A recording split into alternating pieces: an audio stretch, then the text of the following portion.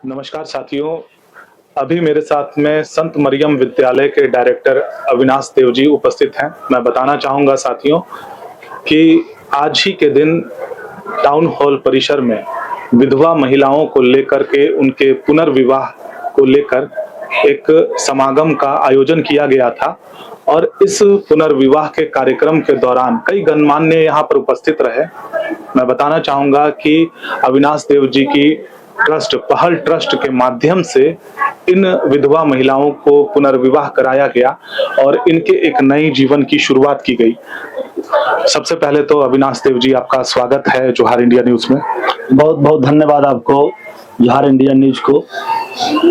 अविनाश देव जी, जैसा कि इन विधवा महिलाओं को लेकर के जिस तरह की पहल की गई, ये वैसी महिलाएं थी जिन्हें समाज जो है मानसिक रूप से प्रताड़ना दे रहा था। ये घर से निकलती तो इनको कुछ उलाहना, घर में बैठे रहते तो परिवार के सदस्यों के द्वारा उलाहना। तो आपको कब और कैसे ये विचार आया कि इनके लिए ये कदम उठाया जाना चाहिए?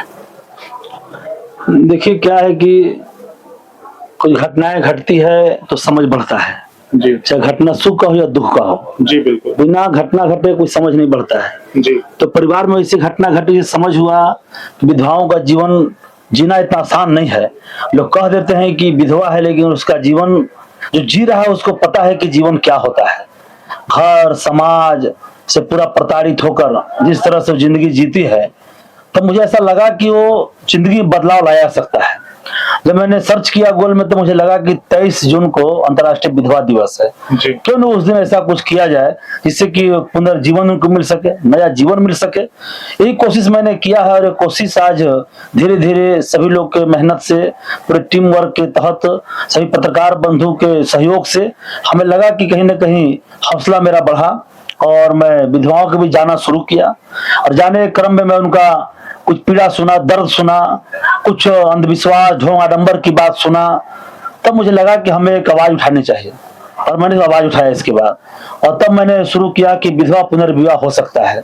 अगर पुरुष विवाह कर सकता है, विधवा भी कर सकती है। बिल्कुल। और मैं इसी संकल्प के साथ पिछले वर्ष ही मैंने कोशिश किया कि एक शादी जोड़ी कराई थी। इस बार 4 जोड़ी करने थे, एक जोड़ी किसी कारण से नहीं आ पाए और नेक्स्ट में करेंगे। 3 जोड़ियों को शादी मैंने कराया और सरकार की ही अच्छी पहल है।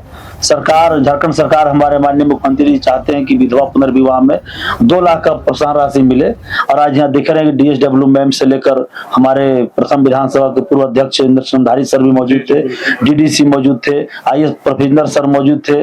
ठीक है, जो ऋत्विक मेहता सर थे, हमारे माननीय जिला अध्यक्ष राजेंद्र भैया थे, सानू सिद्दकी जी थे और गणमान्य हमारे शर्मिला सुमी जी थी और हमारे जितने कहा जाए पंकज श्रीवास्तव सर थे।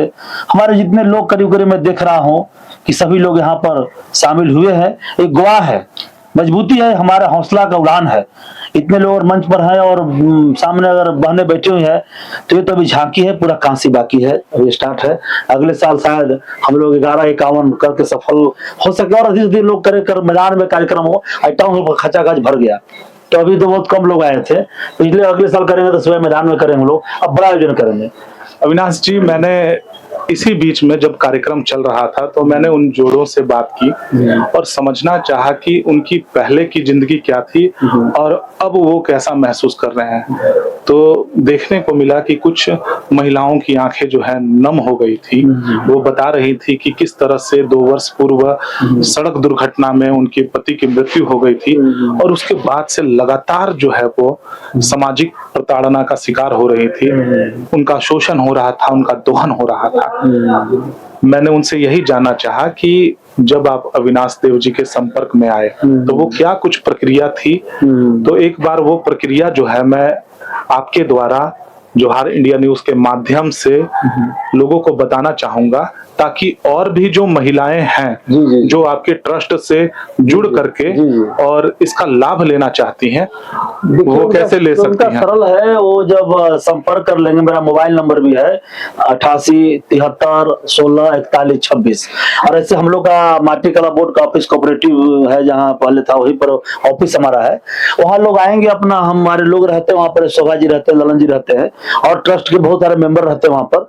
वो आएंगे, फॉर्म मिलेगा उनको तो फार्म भरेंगे, बाकी हम लोग बातें करेंगे DSW से, जो जो प्रक्रिया होगा उनका आधार कार्ड, जन्म प्रमाण पत्र सब लगता है उनको, ये सब प्रोसेस जमा करवा के हम लोग ऐसे ओके पेपर करवा देंगे और पेपर करवा के हम लोग शादी कराएंगे। शादी में कोई खर्चा उनको नहीं है, उनको 2 लाख रुपया उस बेटी के नाम जाएगा, उसमें कोई पैसा खर्च उनको नहीं है, कोई दूसरा को मांग रहा है, ले रहा है, कुछ मतलब उसका नहीं है।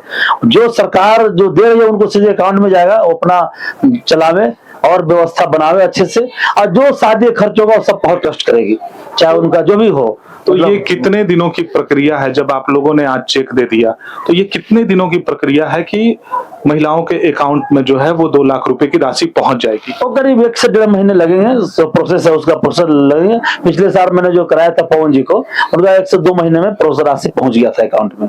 सर पेपर जब वो कहे तो राशि पहुंच जाएगा तुरंत, कोई दिक्कत नहीं है।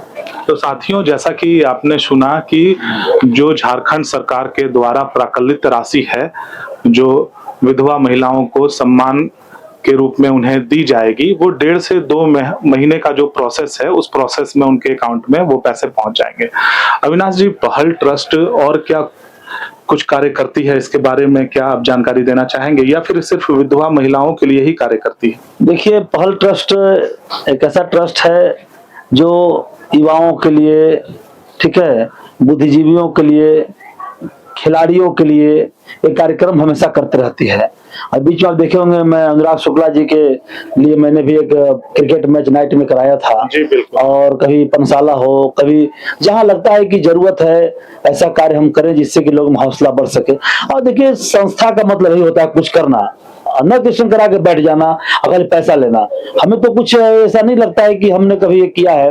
जब से हमें मौका मिला है, मैं लगातार कुछ न कुछ करते रहता हूँ, देखते रहते होंगे, और मेरा सौभाग्य है और हम चाहते हैं कि सबको इसका लाभ ले सके, ताकि आप अच्छे से करें काम को, और आपको भगवान दिया है तो आप उसको कुछ कीजिए, न कि रखे रहिए, कुछ करते रहिएगा। जैसा कि आप मंच पे भी बोल रहे थे कि अगर जीवन मिला है तो दान करना चाहिए। हाँ बिल्कुल, अगर देखिए जीवन मिला है, अगर आपके पास कोई व्यवस्था है तो व्यवस्था को बांटिए, व्यवस्था का रखिएगा, सीमित दायरे में सोचिएगा।